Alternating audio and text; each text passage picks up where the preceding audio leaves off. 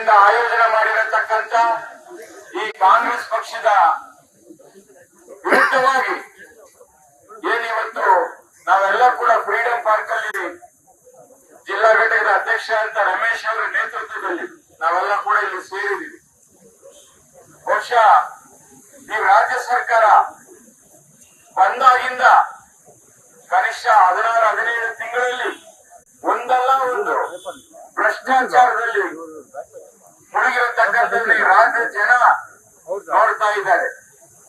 ಬಹುಶಃ ಈ ಸರ್ಕಾರ ಯಾವತ್ತಪ್ಪ ಹೋಗುತ್ತೆ, ಈ ಸರ್ಕಾರವನ್ನು ಯಾವತ್ತಪ್ಪ ಕಿತ್ತಾಕ್ತೀವಿ ಅಂತ ಹೇಳಿ ಮಾತನಾಡ್ತಾ ಇದ್ದಾರೆ. ಸನ್ಮಾನ್ಯ ಸಿದ್ದರಾಮಯ್ಯನವರು, ಮಾನ್ಯ ಮುಖ್ಯಮಂತ್ರಿಗಳು, ನಾನು ದೇವರಾಜ ಅರಸು ಆದ ನಂತರ ನಾನು 2ನೇ ಬಾರಿಗೆ ಮುಖ್ಯಮಂತ್ರಿ ಆಗಿ ಪೂರ್ಣಾವತಿ ಅವಧಿಯನ್ನು ಮುಗಿಸ್ತೀನಿ ಅಂತ ಹೇಳಿ ಕನಸನ್ನ ಕಂಡಿದ್ರು.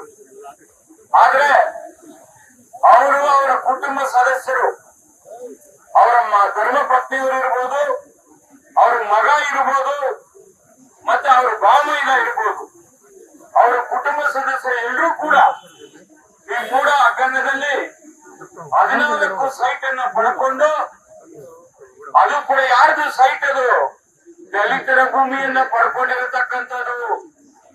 ಆ ದಲಿತರ ಏನು ಯಾವಾಗಲೂ ಮಾತಾಡ್ತಾರೆ, ನಾನು ಬಡವರ ಪರ ನುಡಿದಂತೆ ನಡೆದ ಸರ್ಕಾರ ಅಂತ ಹೇಳಿ ಗಂಗೂರ ಬಾರಿಸ್ತಾರೆ. ಆದ್ರೆ ಇವತ್ತೇನಾಗಿದೆ, ನಾವು ಕೂಡ ಜೆಡಿಎಸ್ ಮತ್ತು ಬಿಜೆಪಿ NDA ಮೈತ್ರಿಕೂಟಗಳಿಂದ ಬೆಂಗಳೂರಿಂದ ಮೈಸೂರಿಗೆ ಪಾದಯಾತ್ರೆಯನ್ನ ಮಾಡಿ ಈ ಒಂದು ಭ್ರಷ್ಟಾಚಾರದ ವಿರುದ್ಧವಾಗಿ ಧ್ವನಿಯನ್ನ ನಮ್ಮ ನಾಯಕರಾದಂತ ಸನ್ಮಾನ್ಯ ಕುಮಾರಣ್ಣವರು, ಸನ್ಮಾನ್ಯ ದೇವೇಗೌಡರ ಮಾರ್ಗದರ್ಶನದಲ್ಲಿ, ಯುವ ನಾಯಕರಾದಂತ ನಿಖಿಲ್ ಕುಮಾರಸ್ವಾಮಿ ಅವರ ನೇತೃತ್ವದಲ್ಲಿ ಪಾದಯಾತ್ರೆಯನ್ನ 6-7 ದಿನಗಳ ಕಾಲ ಯಶಸ್ವಿಯಾಗಿ ನಾವು ಮಾಡಿದ ಪ್ರತಿಫಲ ರಾಜ್ಯಪಾಲರಿಗೆ ದೂರನ್ನ ಕೊಟ್ವಿ.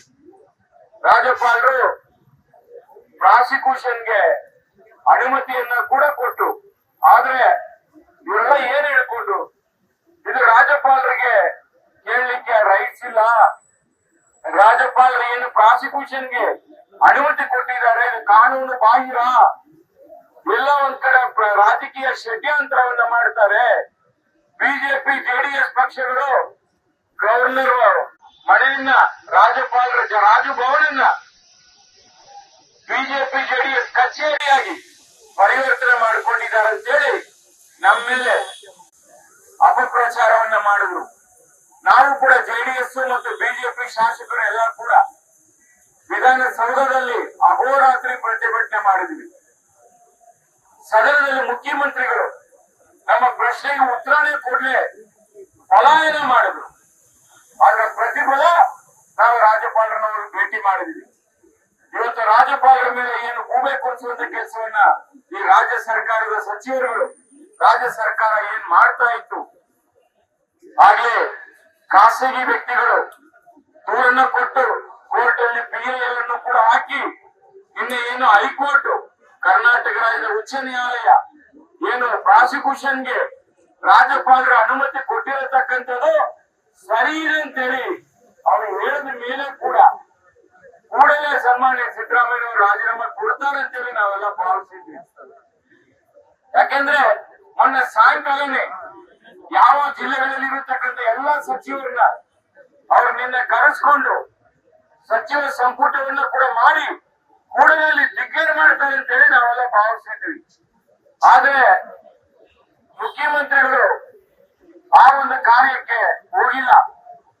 ಇವತ್ತು ನೆರೆ ರಾಜ್ಯಗಳು ಹರಿಯಾಣ ಇರ್ಬೋದು, ಜಮ್ಮು ಕಾಶ್ಮೀರ ಇರ್ಬೋದು, ಹಿಮಾಚಲ ಪ್ರದೇಶ ಇರ್ಬೋದು, ಬೇರೆ ಬೇರೆ ರಾಜ್ಯಗಳಲ್ಲಿ ಚುನಾವಣೆ ಇನ್ನೇನು 2-3 ದಿವಸದಲ್ಲಿ ನಡೀತದೆ. ನಿಮ್ಗೆ ಏನಾದ್ರೂ ನೈತಿಕತೆ ಇದ್ರೆ, ಈ ಸರ್ಕಾರಕ್ಕೆ ಏನಾದ್ರೂ ಮಾನ ಮರ್ಯಾದೆ ಇದ್ರೆ ಮುಖ್ಯಮಂತ್ರಿಗಳು ಕೂಡಲೇ ರಾಜೀನಾಮೆ ಕೊಡಬೇಕಾಯ್ತು.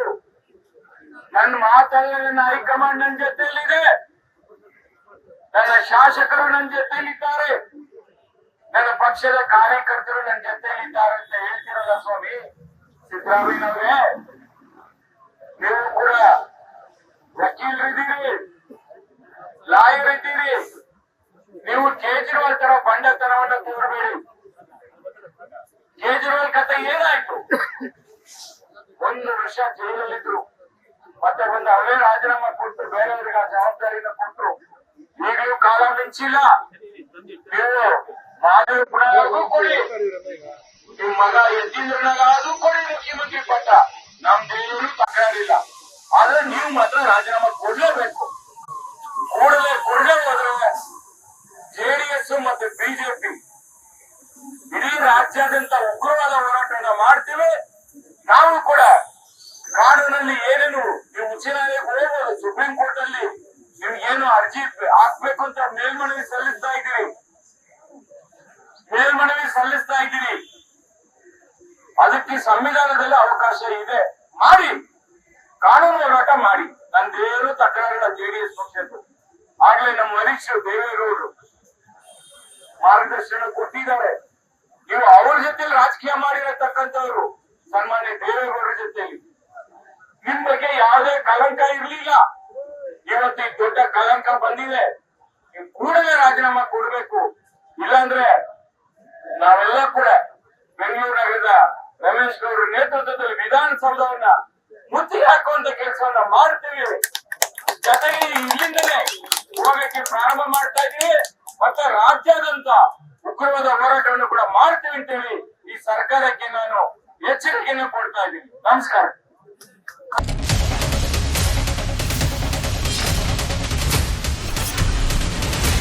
ನಾವು ನಿಮ್ಮ ಪರ. ನಾಡು ನುಡಿ ಜನ ಜಲ ಅಂತ ಬಂದಾಗ ಮೊದಲು ಮುಂದೆ ನಿಲ್ಲೋ ಏಕೈಕ ಚಾನೆಲ್ ನಮ್ಮ ಧ್ವನಿ ಜನಪರ. ತುಂಗೆಯ ಮಾನ ಉಳಿಸೋಕೆ ಮುಂದಾದ ಏಕೈಕ ಚಾನಲ್. ಈ ನೀರನ್ನ ಕುಡಿಲಿಕ್ಕೆ ಸಾಧ್ಯ ಇದೆ ಅಂದ್ರೆ ಇದು ಮನೆಯ ಟಾಯ್ಲೆಟ್ ನ ನೀರಿದು. ಸ್ವಲ್ಪ ಆದ್ರೂ ಮನುಷ್ಯತ್ವ ಇದೆ ಅಂದ್ರೆ ನಿಮ್ಗೆ. ನಮ್ಮ ಅಭಿಯಾನಗಳು ಎಂದು ಸಮಾಜದ ಪರ. ಕಾವೇರಿ ನಮ್ಮವಳು, ಆದ್ರೆ ಆ ಕಾವೇರಿ ನದಿಗೆ ನಾವೇನ್ ಕೊಡ್ತಾ ಇದೀವಿ? ಕಲ್ಮಶವನ್ನ ಸುರಿತಾ ಇದೀವಿ.